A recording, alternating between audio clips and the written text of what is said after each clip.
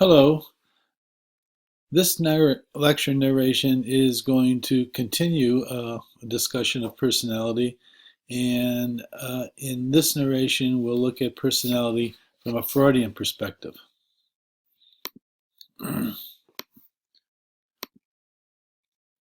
So, recall, before we get started on that, what we mean by personality. What is personality? Consistency of behavior across situations and the distinctiveness of our responses to similar situations. What is a personality trait? A durable tendency to behave in a particular way across situations. For example, as we saw previously in a previous narration, extroverted, honest, optimistic would be examples of personality traits.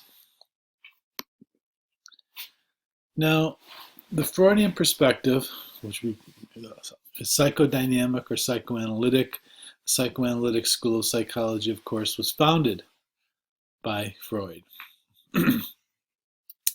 Now, as we'll see with this theory, Freud argues that unconscious mental forces interplay with each other to determine, and with the environment, to determine our thoughts, our feelings, and our actions.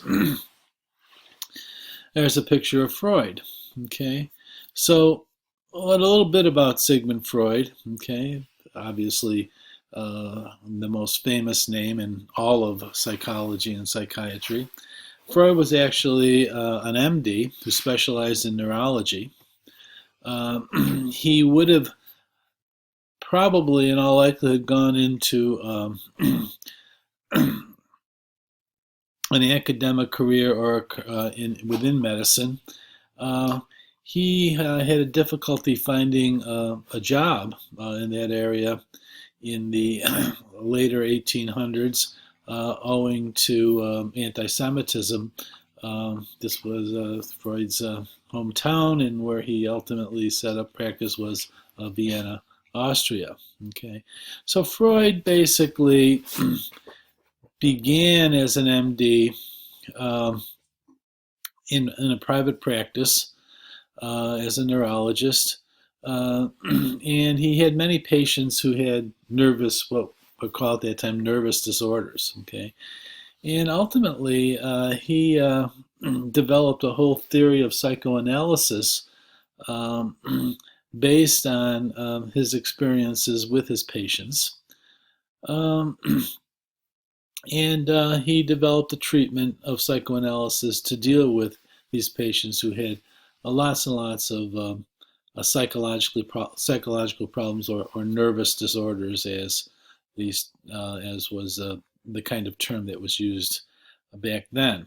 Okay, so his theory grew out of sessions with his clients, with his patients. Okay, and it's important to keep in mind who was the era in which Freud was working. He was working in Victorian times, very conservative time in which there was lots of sexual repression, okay, among people because of the mores of the day. And many of his patients were middle class women growing up and living in a Victorian era. So they had lots of problems associated, first of all, with being uh, being women in that era, and particularly with regard to sexual desires and things like that. Okay, and there was also a time of lots of strife. So much of Freud's theorizing came about during in the lead up and then in the existence of the actuality of World War I and some of the incursions and warring behavior that had preceded it. So there was a lot of aggression going on in the world at the time. And as we'll see, sex and aggression become dominant motivational forces in Freud's theory. So the Freudian perspective, okay, is that personality, the motivations underlying our traits and our qualities, and psychological disorders all are a function of early childhood experiences, unconscious motives and desires, and the way people learn to cope with sexual and aggressive urges.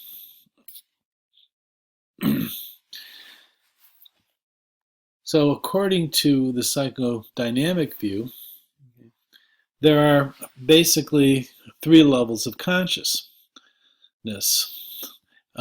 So, there's the conscious level, okay? This is the thoughts that you have, the motivations that you have, that you're currently aware of or are remembering, uh, pulling out of long-term memory, and so on. Okay, so this is what we're aware of, what we can be aware of at the moment. Now, there's also the preconscious. Okay, so these are thoughts, motives, or memories that can be voluntarily brought to mind. Okay, so these are, as we've seen previously in the course, we store lots and lots of things in our long-term memories, and we can recall them. We can bring them into consciousness. So that's what Freud basically called the preconscious. But then there's the unconscious, okay?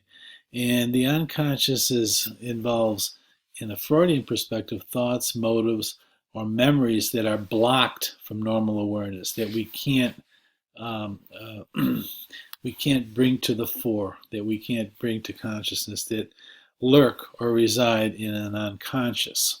Okay, so if you look at the three levels of consciousness, okay,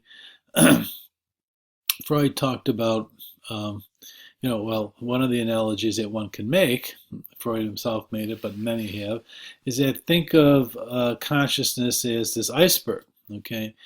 And that so with the water line, okay, everything above water is what is either conscious at the moment or something that you can pull up to consciousness.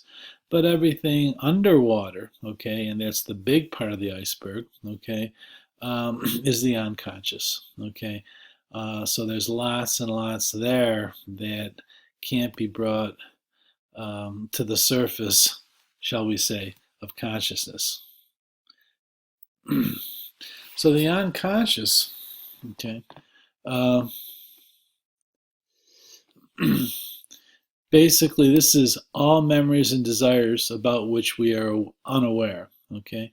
Some of this was never conscious. Again, we're taking this is the Freudian theory, the psychodynamic theory.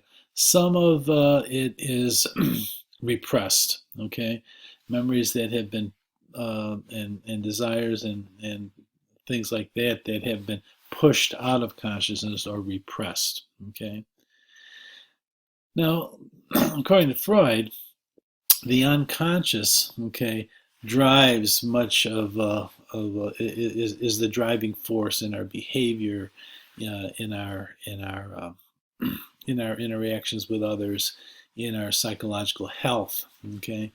Uh, and so it needed to be brought to the fore in some way, needed to be understood if, for example, a person was to overcome psychological problems they might be having. Okay, so Freud inferred the unconscious from various kinds of ways in which it can unconscious material can slip into consciousness. So slips of the tongue, okay, where people use a word uh, that they didn't intend to use. It sounded like a word they wanted to use, and it came out as something else. And Freud thought there might be meaning to a slip of the tongue. Okay, dreams expressing secret desires. Okay, sometimes in which the so the dream expresses secret desires that are kept from us, okay, and even in the dream they may be disguised, and it would take the psychoanalyst to working with the person to undisguise the what the dream really means. Okay, and then he another technique that Freud used was the technique of free association, so that you are asked to basically respond spontaneously and immediately to words, okay? And so without intervening thought that might allow you to censor it, he thought that during a free association of saying the first thing that comes to mind when he said a particular word or string of words, okay, would reveal something about the unconscious, okay? And as a therapist, he also looked at something known as resistance, okay? So when the normally very cooperative, willing kind of patient interaction is going on, okay, then a topic is hit, starts talking about something, and the patient, is changing the subject, basically is showing some evidence of resisting going there, okay. Well, that might suggest that, well, something about what I've now turned the topic to, this topic is hitting a chord, and I may be able to infer some stuff from the unconscious that way. So Freud had various ways of trying to, in his theory, to get at the unconscious. Okay. Today, okay, the unconscious kinds of thoughts and things that we're not aware of are usually assessed using projective tests that give ambiguous stimuli, and ask people to describe what they're seeing. You've heard of Rorschach ink blots, okay? So we infer personality from responses to ambiguous, how the person responds to ambiguous stimuli like that. There's something also known in perhaps a more valid, when used properly, what are called projective techniques. The thematic apperception test. This is there's a series of photographs depicting people in interaction. Maybe a couple having a conversation, someone walking, a scene in a bedroom or a kitchen or out in the fields, and basically showing some sort of either interaction or some sort of apparently goal-directed behavior of the person in the scene. And what the person is asked to do is to explain what they think might be going on in this picture. And on the basis of the story they tell, and there are various ways of coding it, and the kinds of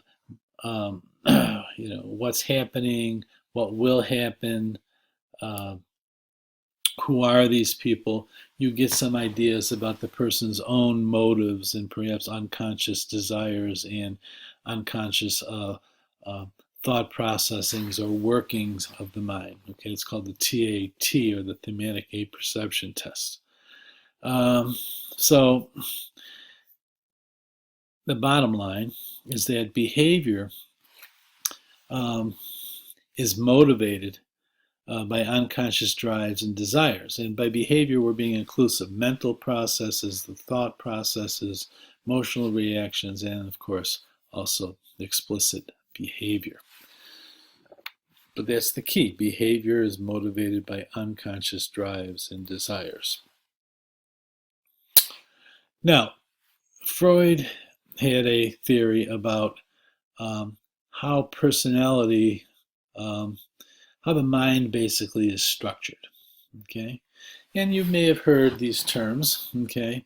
So Freud talked about the mind really basically, the structure of the mind or of our personality is composed of three parts, okay? There's the id, the instinctual energy that comes from the German it, okay? So this is what we're sort of born with, as we're going to see. All id, okay? And the id is like the basic drives that we have, mainly toward um, sex and aggression, as they're defined more broadly, as we'll see. Okay, and it operates by what's called the pleasure principle. Okay, that is the sole goal. If this was all that our personality or our mind consisted of, was id, this energy source, okay, we would be moving after gaining pleasure at any cost. Okay, there would be no consideration. Okay, so it is said to operate no consideration of reality. Okay, um, it is said to operate by primary process thinking. The primary process being seeking pleasure, avoiding pain. Okay, and that's all that drives the id. Okay. Um, then there's the ego, which develops early in life, as we're going to see, which is the rational part of our psyche. Okay, this is operating by the reality principle. Okay, that is, it takes into consideration reality out there. Okay, in terms of directing and guiding behavior. So it's secondary process thinking, where you want to achieve uh, pleasure and avoid pain, but you're taking it as that's the primary process. You're taking in consideration the reality, okay, out there, and in terms of whether you can and how you should, okay, achieve those goals, okay. And then later, okay, what develops last in the personality, we'll see this in just a moment, is the superego. This is where our conscience is. Okay, so the superego basically operates by a morality principle. Okay, so when your conscience is telling you this is wrong, okay, that's your superego talking. Okay, um, the ego ideal is basically the aspect of the superego that deals with what ideally, okay, in terms of a moral and principled position, how one should behave. Okay, what's my ideal? Okay, so if we get into the that unconscious, preconscious, and conscious tripartite division of consciousness, okay, the id is buried in the unconscious. Okay, it's not we're not anything we're really aware of. Okay, in any kind of way. Okay, um, so the ego, okay, um, resides in the preconscious. Okay, but it's connected. It has roots in the unconscious and also in external reality. So there is something that elevates into um, our conscious awareness, and external reality has input into, the kinds of decisions, the kinds of behavior being um, um, motivated by the ego. Okay, or directed. Okay. Similarly with the superego, which is more unconscious uh, than the ego, but nevertheless, it is influenced by external stimuli. Okay. And we do have some conscious awareness of the contents of the superego. Okay, our morals, our principles, our ideal self. Okay, if you remember going back to talking about the humanistic approach. Okay, so these are the three components of personality. Okay, or personality structures, we should say. Together, their interplay sort of drives the kind of personality we end up with. So we talked about the id. Okay, go over this again. Primitive, instinctive. We talked about the pleasure principle, the idea that it's for instant gratification. It's all operating on you know um, gaining pleasure at any cost with no regard to reality. Gratification is desired instantly. Okay. and talked about the superego. So these are the standards about right and wrong. Okay, that's internalized. Okay, taken in many ways from the parents, and in particular the same-sex parent, as we're going to see in a moment. Okay, so that includes the conscience, our conscience, and our ego ideal, our ideals for which we strive. Okay, again, reviewing what we went over in the previous slide as well, but a nice summary. The ego. So we face a lifelong battle, okay, of the ego mediating between the id and the social world. Okay, so the id wants to do this and wants what it wants and wants it now. Okay, no regard for reality. So that there's that id pressing with the motives and the desires and so on, pressing, and then the social world being in the way. You can't do that. Okay, this can't be done. You have to consider reality. Okay, so the ego is always mediating between the id and the reality.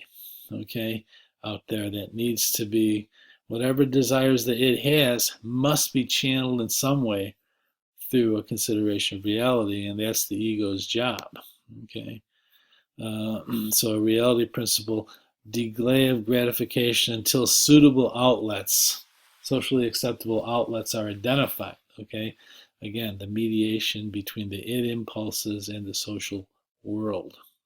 Okay, so so that's another good page to look at in terms of summarizing the qualities of these three structures. Now, sometimes we talk about people who have either low ego strength or higher ego strength. Okay, so for people that have low ego strength, okay, the kind of person they're going to be, if you have kind of like a weak ego, okay, the kind of person you end up being, the ego doesn't do a real good job of mediation and so on. Okay, if your id is stronger than your superego, that leads to an individual is impulsive, doesn't have an ability to tolerate frustration or to delay gratification. So the kind of really impulsive kind of person who does things impulsively for pleasure and so on and so forth, okay, would be someone who has low ego strength and the id is sort of the dominant force among the three.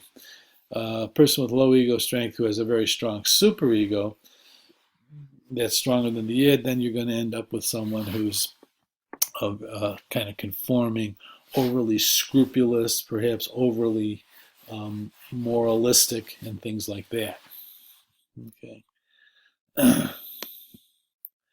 So a biggie in Freudian theory are unconscious conflicts.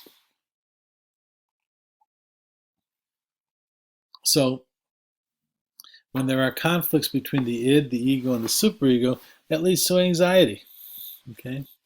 And a particular kind of important anxiety is the conflict between the id and the reality out there that the ego needs to mediate. Okay, and the unconscious conflicts, according to Freud, revolved around sex and aggression. Remember the two primary motives, and I tried to earlier contextualize it in terms of it isn't too surprising that these became the major motivational forces in Freud's theory, given that most of the clients on which he based his theory were sexually repressed Victorian women. Okay, and he lived in an era of tremendous aggression in the world and violence. Okay.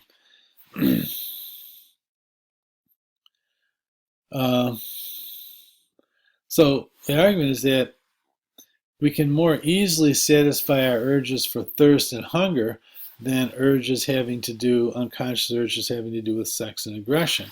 Okay, so they are more likely to be frustrated. Okay, these unconscious conflicts, these unconscious motivations, and lead to all the anxiety associated with frustration. So the sexual and aggressive urges, again, just to restate the previous statement, are more frequently thwarted or blocked than other basic motives and needs that we have. And of course, people want to rid themselves of the anxiety. Okay, none of us like anxiety, right? So one of the things that a big thing in Freud's theory is, how do you deal with that anxiety that we've been talking about? Okay, associated with these unconscious conflicts and motives that we can't easily satisfy.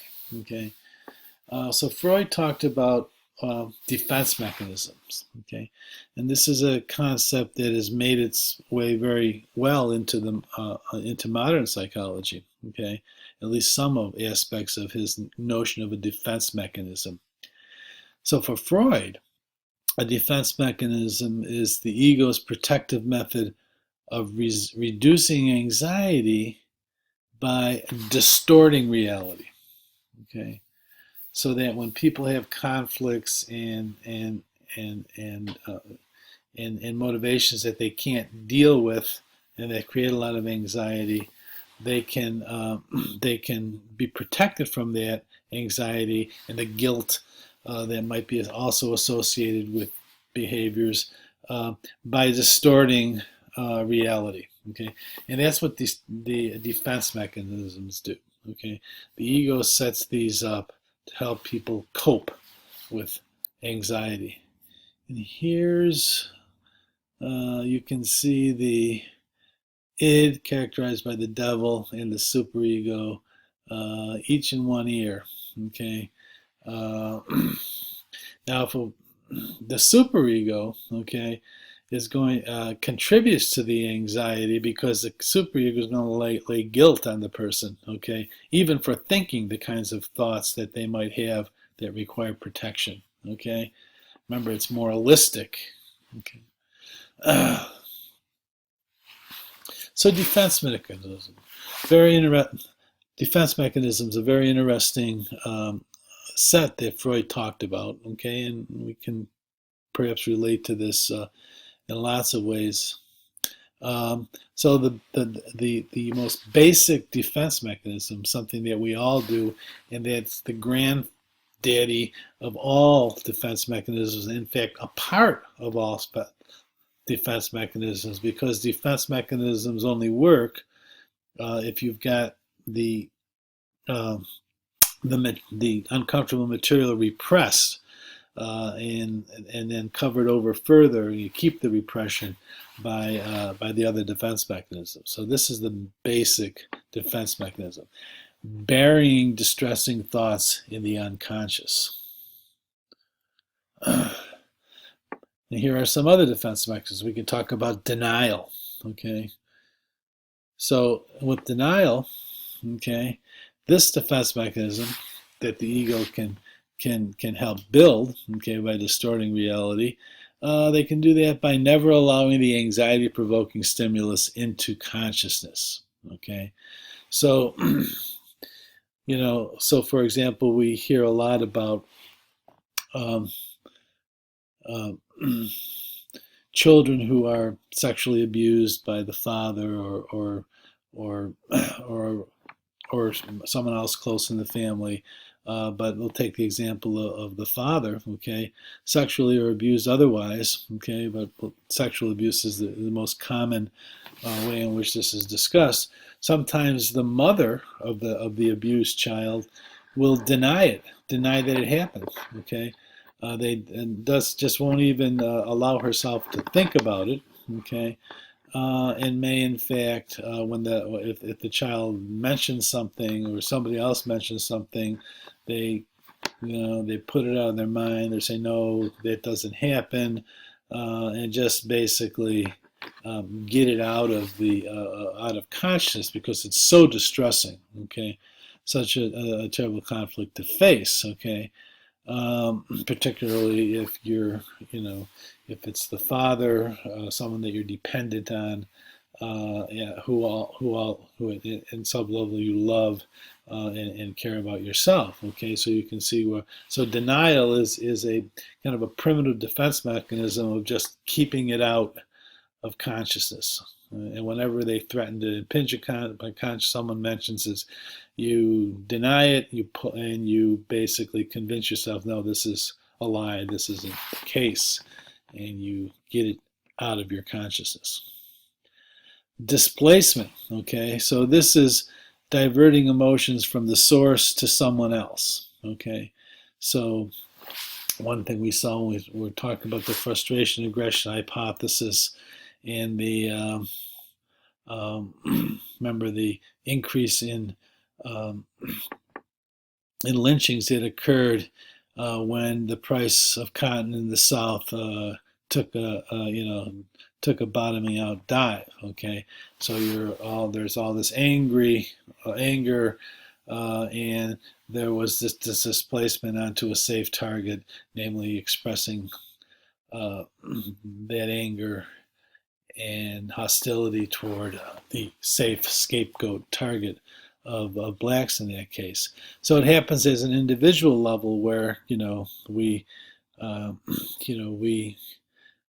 we're angry maybe because of these unconscious conflicts or distressing thoughts that we have, and a way to repress those thoughts or get them out of our head. Okay, all this anger, the anger doesn't go away. We just the reason for the anger is repressed, and we keep it repressed by diverting that emotion, that anger, onto someone else. Okay, and so the emotion's there, but the troubling cause of it is repressed. Okay. Projection, attributing one's own thoughts to or feelings to someone else. So someone who has very racist, prejudiced kinds of thoughts, which are kind of disturbing to the person. Okay, and the person sees that racism, sees that prejudice, um, projects it onto someone else and accuses that person of being that way as a way of protecting from the recognition that one also is feeling that way. Okay, so when we project, okay, feelings that we can't deal with in ourselves as owning as ourselves is too distressing. Okay, we uh, we may project them onto someone else, distorting reality. Reaction formation. So, reaction formation is when you behave in a way that's the opposite of how you really feel.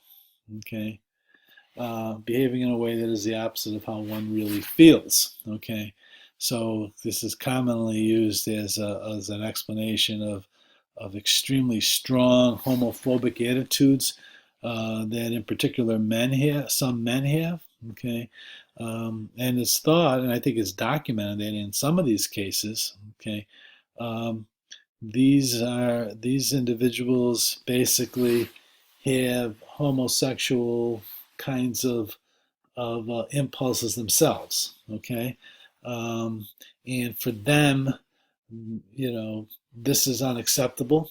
Okay, and this is just not to and it's so troubling and disturbing, and that they have these impulses. Okay, they have these unconscious motivations toward homosexual activity and thoughts and so on, that they repress those thoughts, and they keep them repressed by behaving in exactly the opposite way of how the one really feels, by displaying tremendous hatred, sometimes even hate crimes, and just anti-gay strong sentiment that seems so strong that you figure, it can't just be, an attitude. It has to be motivated by something um, such as reaction formation, and so um, that would be an example of reaction formation. Okay, someone who has unconscious feelings of homosexual kinds of impulses that they cannot tolerate, cannot accept, that are so troubling, create so much anxiety that they repress them, and they keep them repressed through the defense mechanism of reaction formation. They give strong expression to the opposite motive, okay, in this particular case being homophobic. Rationalization, providing plausible reasons for failures or unaccepted behaviors, about rationalizing, okay.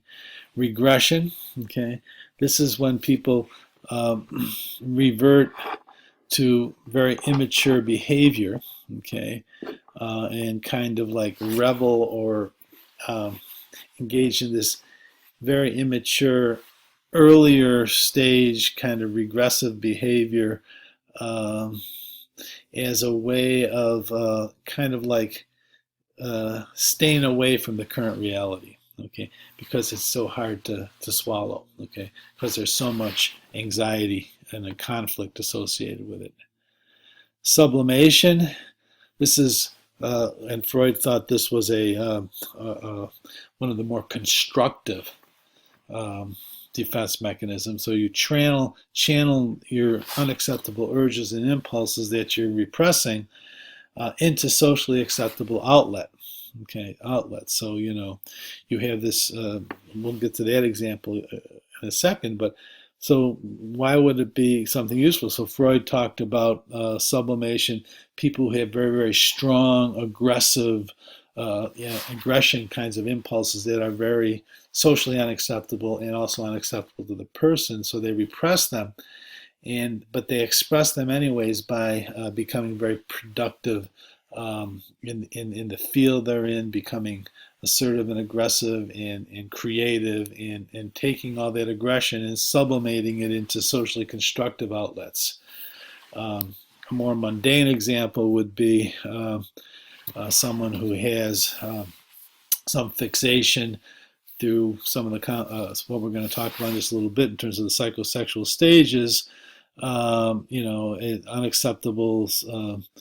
You have some sort of sexual or romantic attraction to the opposite sex parent, let's say, okay, to your father, you're a woman, okay, and these kinds of impulses and this kind of attraction that you have sets up a conflict, okay, it's socially unacceptable, and you can sublimate it, okay, by becoming attracted to and marrying someone who is very much like your father, okay, so that's another example of sublimation, okay.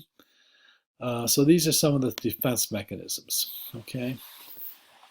Yeah. Now, having talked about defense mechanisms, let's talk now about the psychosexual stages of development, okay. So Freud had a stage theory of development, and it basically involves four, is it four? Maybe it's five, but I'll count in a second. But anyways, these are developmental periods. Let's see, we got the oral, the anal, the phallic, the latent, and the genital stage. Yeah, 5 stages, okay? Developmental periods, they have a characteristic sexual focus that influences these periods influence adult personality, okay? So what Freud believed was that all children pass through 5 psychosexual stages. At each stage, the id's pleasure-seeking energies, remember that impulsive id, okay, focus on a specific pleasure area of the body, okay, and these are what Freud called, and very common term nowadays, the erogenous zones, okay. Now, it's a more diffuse sexuality than we think of in terms of adult sexuality. Okay, so keep that in mind as we push through this. Um, and an important aspect of the psychosexual stage of development, important to personality, is the idea of fixation. So if you have a failure to progress to the next stage, okay, you get blocked going through these stages, which I'll mention in a second, okay, um, that's what a fixation would be, okay. And what happens if you fail to progress at the next stage, some aspect of your personality gets stuck in that stage, okay. And so fixations are caused by being excessively gratified in a stage. So the id wants to stay there, and the ego, never develops in a way that can fully overcome that. Okay, or excessive frustration or inability to have the needs satisfied at that moment. So those needs are always forever there. They've never been resolved. You're fixated in them. So you end up being sort of stuck in that stage. So fixations are very important as personality develops. Okay. That's one determinant of personality qualities. Okay, so the stages are defined on how and where bodily pleasures are obtained, the erogenous zones, okay? And each stage involves a conflict between these id impulses and the demands of society, okay? Social demands, okay? We'll see that in a second, okay? And just in a subsequent slide, we'll see just how that plays out. Adult personality characteristics are determined by what happens to us during the stage and how successful we are at getting through it, okay? Fixation, we saw fixation getting stuck at a stage. And then there's this idea of regression. We saw that as a defense mechanism. If things went badly at a stage, one defense mechanism is that we may retreat to the kind of behavior. When we're an adult and we get frustration, we get impossible anxiety impinging upon us. Okay, the defense mechanism of regression is used, and we're going to retreat back to the mode of behavior that was characteristic of a stage when things were going a little bit better. Okay, we might regress to that stage. Defense mechanisms, we saw that the mental gymnastics to protect us from conflicts, desires that are magnified during psychosexual stages. So a lot of the defense mechanisms that we end up becoming people's habitual defense mechanisms, okay, probably have their origin in psychosexual stages, okay, depending on where the problems were, okay, in the stages. So here are the stages. There's the oral stage, okay, that's from 0 to 1 year, okay. And so the erotic focus is on the mouth, okay. Babies suck, they bite, okay. They suckle at the nipple. Pleasure, okay. Substitute the term erotic focus with pleasure. Pleasure is achieved basically through the mouth, okay. And that's why they call it the oral stage. Okay, or Freud called it the oral stage, okay? And of course, the big task at this stage is to wean from the breast or the bottle, away from this sucking and biting and so on, to, of course, being weaned away from that, okay? And so someone who gets stuck, someone who has excessive kinds of frustration going on at this stage, or is overly indulged, okay, according to Freud, that would lead to someone who has an oral personality, okay, so it gets fixated, so people that obsessively eat maybe become obese, although there really isn't any scientific evidence that works with Freud's theory here. But Freud argued that obese people who are obsessed with eating, okay, or smokers, okay, in all likelihood had some fixation going on at the oral stage. Okay, they continue to get to have the erotic focus or the source of pleasure being something through the mouth, through the oral cavity. The anal stage, next stage, okay, erotic pleasure from retaining or expelling feces, okay? And of course, the task here to get through is toilet training, okay? So punitive training leads to hostility toward the trainer or anxiety around sexual activity, okay? So lots of stuff could go on at this stage associated with the whole task of getting past this. So if the id's involved, you're going to get your erotic pleasure. You'll just, let it out anytime you want, right? Okay. But then there's the reality sets in, and that's the toilet training, and the id is we need to move into secondary process thinking involved in the ego and so on. And what could happen is if it's too punitive, too painful, the training, you end up with hostility toward the trainer, which would generalize to others in adult life, or anxiety around sexual activity in the future. Whoops. So someone stuck, if someone was overly indulged, okay, at the anal stage, and got fixated there, okay, you might get a person who is called anal expulsive as a personality quality. Okay, they're very sloppy. They're kind of all over the place. They're the Oscar in the Odd Couple. Okay, but if you have but training could also lead to an anal retentive personality, where the person basically is very withholding and very neat. The Felix in the Odd Couple situation. So fixations here could create personality qualities. Okay. So the phallic stage is 4 to 5 years. Okay, and here's where pleasure comes from self-stimulation of genitals. Little kids with their hands in their pants and so on at that age.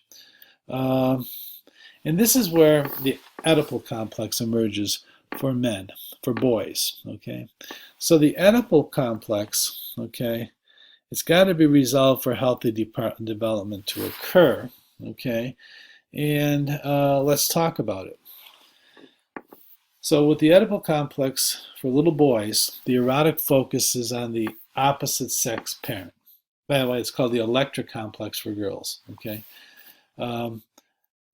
so it's named after Oedipus. In general, in the Greek mythology, who basically ended up unknowingly, okay, killing his father, okay, and marrying his mother, okay. Whoops, what happened there? Okay.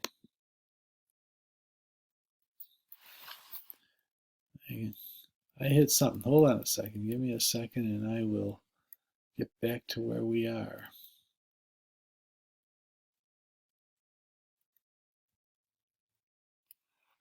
So, in both cases, both the Oedipus complex and the electric complex, there's hostility toward the same-sex parent, okay, with whom they compete for the other parent's affection. So basically, let's take the case of boys, okay. Boys develop this focus on the mother, okay, this erotic focus. They really want to possess the mother. They want to basically, they want the mother all to themselves, okay. They have an erotic attraction toward the mother at this, okay. And the whole idea, and they're really, really angry about the father because they got to compete with this guy for mom's attention, okay? But of course, the father is extremely powerful, okay? And if the father found out about this, okay, that's a scary thought, okay? So what boys develop is what Freud called castration anxiety. If Dad found out about this, okay, about my attraction to Mom, okay, not that this is necessarily going on consciously, he snip it off. Okay, they develop this castration anxiety, this fear. Okay, for girls, okay, what happens is so well, this is something. So the girl has the attraction toward the male, okay, um, toward the father, okay, opposite sex, okay. There's less fear of the mother, okay, but there's anger toward the mother, okay, because the mother, who also can be powerful too, but because she doesn't have a penis, and either do I, according to the little girl, okay. So girls develop this called penis envy, part of their attraction to the father, okay, in Freud's thinking, okay. So we have these two things going on, okay. Um, so the hostility that the girls feel toward Mom, okay, as I just said, is because they blame, uh, uh, the girls blame Mom for their missing appendage, okay. So they're mad at Mom, okay, and fearful of her as well. And boys, of course, they're worried they're going to lose their appendage if Dad found out about about my attraction to wanting to Mom all for myself, okay. Um, so this becomes an overwhelming conflict for both the little boys and little girls, okay. And the resolution of the Oedipus complex is to, you end up repressing all this, okay, and you do this through identifying, okay, and with and emulating, okay, um, the same-sex parents, okay. So you resolve it by, I can't beat my father, so I got to become my father, okay. I can't I can't have a penis, and so I've got to become, and my mother would, and I can't beat my mother, and I can't make this happen, so I'm going to become my mother, okay, and it's a good thing, okay. So you resolve the conflict as a 4 or 5 year old by identifying with the same-sex parent, and when you do that, you bring along, okay, um, in your identification, okay, and your emulation of the same-sex parent, their morals, okay, their worldview, and hence you develop your superego. So that's a huge thing that you need to get through in a Freudian perspective. Okay, so you've resolved the Oedipus complex and everything's cool. And now you're into the latency period where not much is happening. Freud thought sexuality was suppressed or latent. That's probably not entirely true. There's a lot of growth and things that do happen during latency. And then, of course, the genital stage, you move into puberty. There's this reawakening and interest in sexuality, but it's more of, it's a focus on the genitals again, like it was, but it's focused on peers of the opposite sex normally, according to Freud. We're not, obviously, this Freud, psychology no longer thinks that that's quote unquote normal, okay. It's more common, but same-sex sexuality, homosexuality, of course, we have very different attitudes about that now, and it's obviously considered by psychology and psychiatry a natural variation, okay, of our sexuality, okay. But in any case, the distinction here, sexuality is focused on peers rather than on oneself, okay, unlike the old, the earlier phallic stage. By the way, the sexism of Freud's theory is revealed in some, phallic, okay, as in terms of phallus. I mean, so that's a very, that deals only with men. So his theory was really more focused on men, okay. So this is, the genital stage gets us into adult sexuality, okay. So here we are, okay, and as we move into it as adults, we're going to be dealing with whatever fixations or mini fixations we had, and the various ways in which we resolve these conflicts in terms during particularly the Oedipus complex, um, in terms of how we manifest our adjustment, okay, what kind of adult personality we end up with. All these things that we've been talking about, will contribute to the kind of personality, the kind of traits you're going to express. And you can see the various avenues through which it could go. So let's evaluate psychoanalytic theory. Well, obviously it paints a very bleak picture of human nature. Um, you know, we're driven by these sexual and aggressive impulses that are forever unconscious and that we're always grappling with throughout life, and um, it's scientifically suspect. It was based on observations of people who were very non-representative of people in general. Uh, uh, the theory is not supported cross-culturally. It's sexist. Okay, many of the ideas are not supported by research. Okay, so there's no evidence of penis envy or castration anxiety among 4 and 5-year-old kids. Okay, the research has uncovered no such thing. Okay, personality is not fixed in childhood as Freud would have it. What happens in those early years. Obviously, we've talked about other things that are important in those early years as well, but it's not totally fixed in childhood as Freud would have it. There's fallacies abound, sexual orientation in the phallic stage. There isn't any evidence. So one of Freud's theories was that homosexuality was more likely to emerge as a trait, if you will, or as a quality, if people, if during the phallic stage there were problems resolving the Oedipus complex or the electric complex. Okay. There isn't any research suggesting that that particular stage of life is at all predictive of sexual orientation. What happens at this stage of life is any more predictive of sexual orientation than what happens at another point in life. And of course, now we think sexual orientation is pretty much a wired-in thing as opposed to a learned or a conflict-driven thing, such as Freud thought. This obesity and oral fixation, no evidence for that. Okay. Nevertheless, Freud made some important and enduring contributions. And what I want to say as well is, Freud was working with what he had, and much of his theorizing is,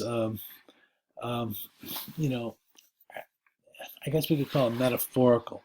He's talking about conflicts that exist within us, okay, and trying to frame it in a way that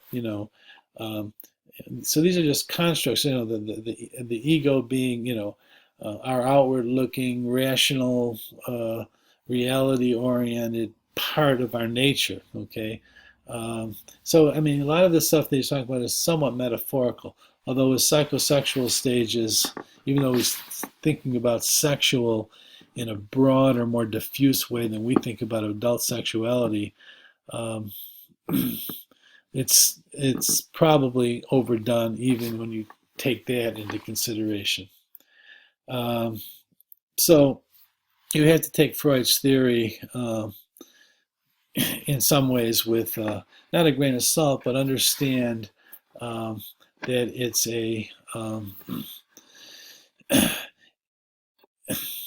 it's a way of describing conflict, okay, and the forces the inner forces that exist within us. Some of it is borne out, most of it not so much, but there are some enduring contributions. Okay, the unconscious. Nobody was talking about the unconscious before Freud. Okay, his notion of the unconscious may not be an accurate one, but it got people interested in the unconscious. Okay, and now, of course, so much of psychology deals with the non-Freudian unconscious, if you will.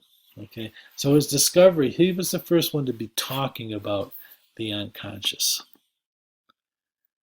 Defense mechanisms. This is something that we, um, also something that's been studied, and they exist. Okay, why they exist, whether we can understand it from a Freudian theory and his notions of conflict and anxiety and so on. Maybe not so much, but we can understand that defense mechanisms do exist, and research has looked at how they play out in human personality. And then the idea of repression, another Freudian invention. Now, as you've learned in previous segments of the course, uh, there isn't a whole lot of evidence for the kind of massive, the kind of repression that Freud talked about, that all these conflicts get repressed, and that we end up, when traumatic things happen to us, we may repress them. Um, it's not as, there is evidence of repression. Okay, there is evidence of even in very much less severe situations. Okay, so we could talk about repression sometimes occurs in the experience of cognitive dissonance reduction. That people, they reduce their inconsistencies. Okay, they change their attitude to make it conform to behavior. You may remember that from the social psychology segment of this course. One of the ways in which people manage to pull that off is that they may actually repress, okay, remove from consciousness the fact that they actually had a different attitude before this behavior. Okay, and there is some evidence for that. Okay, so repression does exist, not necessarily frequently in the dramatic form that Freud talked about it, but his theory and his popularity, okay, um, of his theory and the fact that it moved into the culture really introduced the concept and made it amenable to study. Okay, so there are some very important enduring contributions of the Freudian perspective. And we will see more of Freud later in Psych 101 when we talk about the psychological disorders and psychotherapy. And that concludes the lecture on a Freudian approach to personality.